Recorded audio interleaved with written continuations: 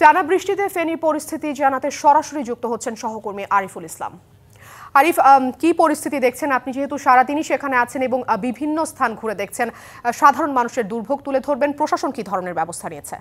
প্রশাসন যেটা করছে সেটা কিন্তু আমরা কয়েকটি জায়গায় ঘুরে দেখেছি, সেনাবাহিনীর টহল দেখতে দেখেছি, এবং কি ত্রাণ এবং দুর্যোগ ব্যবস্থাপনার যে শাখাটি রয়েছে জেলা প্রশাসকের, তারাও আসলে তারা ঘুরে বেড়াচ্ছেন বা দেখছেন কোন জায়গাটায় আসলে ক্ষতিগ্রস্ত হয়েছে বেশি এবং কি কাদেরকে নিরাপদ আশ্রয়ে নিয়ে যাওয়া হবে সেই বিষয়গুলো। যেহেতু ফুলগাজী সড়কটি কিন্তু বন্ধ, যোগাযোগ ব্যবস্থা একেবারে বন্ধ, কারণ প্রত্যেকেই যে পরিমাণ পানি, আমি যে জায়গাটিতে দাঁড়িয়ে আছি এই জায়গাটিতে সকালে আমরা দেখেছি যে কোনো পানি ছিল না, কিন্তু বিকাল নাগাদ হতে হতে কিন্তু এখন আঁঠু পর্যন্ত পানি কিন্তু উঠে গেছে। এমনকি এখানকার বাসিন্দারা বা এখানকার যারা ভুক্তভোগী রয়েছেন, বিশেষ করে অনেকে এই নদীর স্রোতের পানি বা বৃষ্টির পানি দীর্ঘদিন দুদিন ধরে বৃষ্টি হচ্ছে, সেই স্রোতের ঢালে কিন্তু ভেসে যাচ্ছে তাদের স্বপ্ন, বাড়িঘর, মাটির ভিটা সবকিছুই। এখানে প্রত্যেকেই আছেন যারা আসলে ভুক্তভোগী। গত বছরে এমন পরিস্থিতি হয়েছিল। একটু জানতে চাই আপনাদের কাছ থেকে যে কি ধরনের সমস্যা ভুক্তভোগীতে আছেন আপনারা।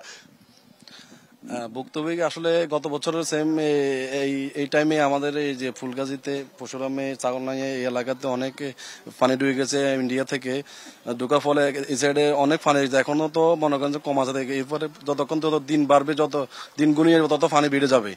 ফিরে যাওয়ার পরে আমাদের ফুলগাজীতে পরিস্থিতি আরো ভয়াবহ হয়ে যাবে। তো আমি, আপনার বাড়িতে কি পানি উঠেছে? আমার বাড়িতে এখনো পানি যায় না। আমি মেইন রোডের দিকে আসছি, এখন আমার বাড়ি এখানে দেখতে আসছি কি অবস্থা এদিকে। এখন এদিকে আসার পরে যে বুঝতে পারবো যে কতদিন লাগতে পারে বা কি আসবে বুঝতে পারবো আর কি। আমি অসংখ্য ধন্যবাদ। শুনছিলেন আফরিন যে আসলে যাদের আসলে বাড়ি হারিয়েছে, তাদের বাড়ি হারানোর সাথে সাথে বা বাড়ির ভিটা হারিয়েছেন, তাদের স্বপ্ন কিন্তু হারিয়ে গেছে সেই জলের সঙ্গে। তো সেই জলের স্রোতে যে ক্ষত হয়েছে, সেই ক্ষত পুষিয়ে উঠতে তাদের কিন্তু বছর কয়েক লাগবে বলে কিন্তু তারা বলছেন। তাই এই সময়টাতে তাদের আর্থিক সহযোগিতা পাশাপাশি অন্যান্য যে সুবিধাগুলো রয়েছে সেই সুবিধা প্রত্যাশা করছেন সংশ্লিষ্টদের কাছ থেকে। তো এই ছিল এখান থেকে সবশেষ। পরবর্তীতে নতুন কোনো তথ্য পেলে অবশ্যই জানার চেষ্টা করবো। আফরিন, আপনাকে অসংখ্য ধন্যবাদ আমাদের সাথে যুক্ত থাকবার জন্য।